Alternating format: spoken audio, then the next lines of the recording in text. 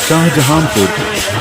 अखिल विश्व गायत्री परिवार के तत्वावधान एवं गायत्री शक्तिपीठ गौहरपुरा के सौजन्य से आयोजित 108 कुंडीय गायत्री महायज्ञ के प्रथम चरण में आज अपराह्न बाबा बनखंडी नाथ मंदिर से कलश यात्रा निकाली गई। नारी शक्ति का प्रतिनिधित्व करती इस कलश यात्रा में पालकी को अपने कंधों पर उठाकर महिलाएं कलश यात्रा के आगे चल रही थी।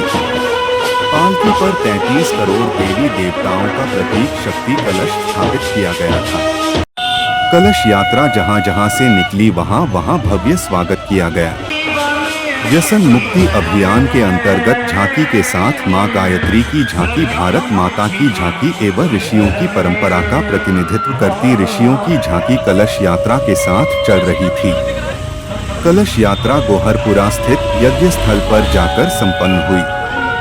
आज बाबा बनखंडी नाथ मंदिर में जिला पंचायत अध्यक्ष ममता यादव ने झंडी दिखाकर कलश यात्रा को रवाना किया।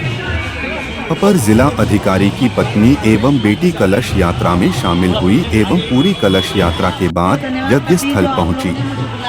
इससे पूर्व बनारस से आए युग ऋषि संदेशवाहक विद्याधर मिश्र ने कलश पूजन करवाया। महिला शक्ति के रूप में जनपद भर से आई महिलाओं ने कलश को अपने सर पर रखकर कलश यात्रा में भाग लिया। यहां कलश यात्रा झांकियां के साथ नगर क्षेत्र में रवाना हुई। कच्चा कटरा क्षेत्र में पहुंचने पर कलश यात्रा का भव्य स्वागत किया गया। इसके बाद चौक क्षेत्र में सीता की मठिया के निकट श्रद्धालुओं द्वारा जमकर पुष्प वर्षा की गई। इसके बाद रंगमहला होते हुए खोया मंडी होते हुए कलश यात्रा 6 कुमा मार्ग पर पहुंची। यहां से विश्राम मार्ग होते हुए कलश यात्रा गौहरपुरा स्थित यज्ञ स्थल पहुंची, जहां पर शांतिकुंज हरिद्वार से आई टोली द्वारा कलश स्थापित कर पूजन किया गया। कलश यात्रा जहां जहां से निकली वहां लोगों की भीड़ कलश यात्रा के साथ जुड़ती गई। 108 कुंडी गायत्री महायज्ञ के निमित्त इस कलश यात्रा ने नगर क्षेत्र में लोगों को भाव भरा आमंत्रण दिया। कलश यात्रा नगर क्षेत्र में निकली तो गायत्री परिजनों ने अनुशासनात्मक ढंग से यातायात व्यवस्था को संभाले रखा और कहीं भी जाम की स्थिति नहीं लगने दी गई। दिव्य और भव्य ढंग से कलश यात्रा पूरे नगर क्षेत्र में भ्रमण करने के बाद यज्ञ स्थल पहुंची।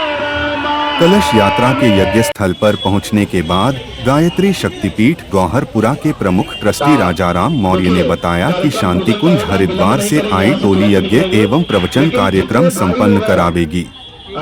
शांतिकुंज से आई टोली नायक श्रीमती संध्या तिवारी के साथ संगीत में श्रीमती नीरू गौतम, श्रीमती नीलम शास्त्री, कर्मकांड में श्रीमती दिव्या साहू एवं धनेश्वरी साहू, संगीत में श्रीमती उमा गाड़िया एवं संरक्षक में श्री राम कुमार वाजपेयी के साथ सारथी त्रिभुवन मिश्रा शामिल रहेंगे। श्री मौर्य ने बताया कि 28 अक्टूबर को प्रातः जप ध्यान के बाद 8 बजे 108 कुंडीय यज्ञ वेदियों पर 250 जोड़ों के साथ प्रथम पारी का यज्ञ संपन्न होगा। इसमें अधिक से अधिक लोग शामिल होकर पुण्य के भागी बने। साथ ही 29 अक्टूबर को प्रातः हवन पूजन के साथ 6:30 बजे भव्य दीप यज्ञ का आयोजन किया गया है। 4 दिवसीय जो कार्यक्रम है, पहले 24,000 दीपक प्रज्वलित किए जाएंगे। के बाद कोरोना काल के बाद शांतिकुंज से हम सबको प्राप्त हुआ यज्ञ हवन के बाद विदाई कार्यक्रम संपन्न होगा। ये शक्ति कलश यात्रा आज इस प्रथम दिवस के कार्यक्रम का शुभारंभ है। अब यहाँ से जहाँ आप खड़े हैं बनखंडी नाथ मंदिर से प्रारंभ होगा और रोशनगंज से होते हुए हनुमत धाम से होते हुए हम लोग मिशन फील्ड में पहुँचेंगे। ये सारा का सारा कार्यक्रम, इसका मेन उद्देश्य होता है, किसी भी कार्यक्रम को आप देखेंगे शक्ति कलश के साथ प्रारंभ होता है। उसका मेन उद्देश्य यही होता है कि अगर आपके घर में विवाह है तो अगर आप किसी नौकर से कार्ड भेज दें तो शायद लोग उपस्थित ना हो, बुरा लग जाए। जिसका कार्यक्रम होता है वो स्वयं जाता है आमंत्रित करने के लिए। तो ये शक्ति कलश में भगवान का वास है। 33 करोड़ देव शक्तियों का स्वयं गुरुदेव माता जी कहते थे कि बेटा तुम तो श्रवण कुमार बन के कंधे पर हमको बैठा लेना, बाकी का काम मेरा है। उनको पता, वो कहते तेरे बुलाने पर कोई नहीं आएगा, लेकिन मेरे सारे बच्चे जो मेरा इंतजार कर रहे हैं तो मैं स्वयं चल करके जन जन को बुलाने जाऊँगा। तो अभी पूरे जनपद में 15 दिन की शक्ति कलश यात्रा निकली, उसके बाद नगर क्षेत्र में निकली और आज इस कार्यक्रम का शुभारंभ यहाँ बनखंडी नाथ से शक्ति कलश यात्रा से हो रहा है।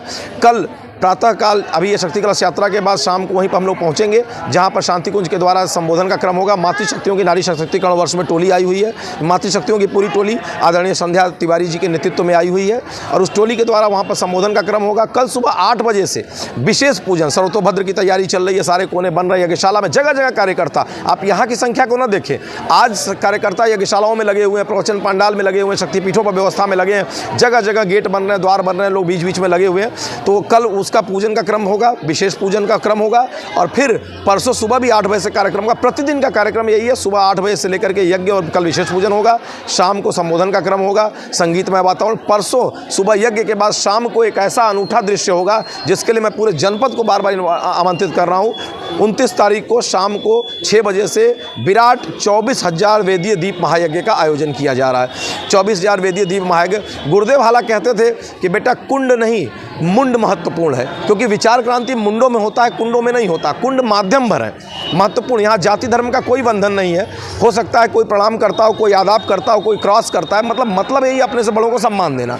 उद्देश्य महत्वपूर्ण। अगर आप उठा करके देखें, मैं कई बार अवगत कराता हूं कि 93 में हमारा लखनऊ अश्वमेध यज्ञ था, जहां लखनऊ अश्वमेध की प्रथम पारी की सारी व्यवस्थाएं हमारे मुस्लिम भाइयों ने बहुत शानदार ढंग से सहयोग करके, तो जो भी गायत्री परिवार के जरा भी निकट हैं वो ये जानते हैं कि ये केवल मानव मात्र के लिए, लोक कल्याण के लिए विश्वव्यापी योजना है, किसी व्यक्ति विशेष के लिए नहीं है। तो इसलिए सभी लोगों को विराट आह्वान है, किसी तरह का जाति धर्म का बंधन न रखें, किसी तरह का मन में संशय न रखें कि कहीं धन की दिक्कत आ सकती है या धन के कारण शायद हमको यहाँ पर कोई भी नहीं। गुरुदेव यहाँ तक कहते थे कि अपने समय, श्रम, साधन, प्रतिभा, पुरुषार्थ एवं धन का एक अंश, धन को एवं लगाया, अर्थात सब कुछ करें लेकिन धन दोयम दर्ज। अगर नहीं कर पा रहे तो धन के रूप में कर दे, उसकी भरपाई कर दे, लेकिन समय, श्रम, साधन देने वाले का व्यक्ति हमेशा जो है लोक कल्याण में उसका महत्व ज़्यादा रहा है। तो ये विशेष आयोजन इसी के निमित्त है।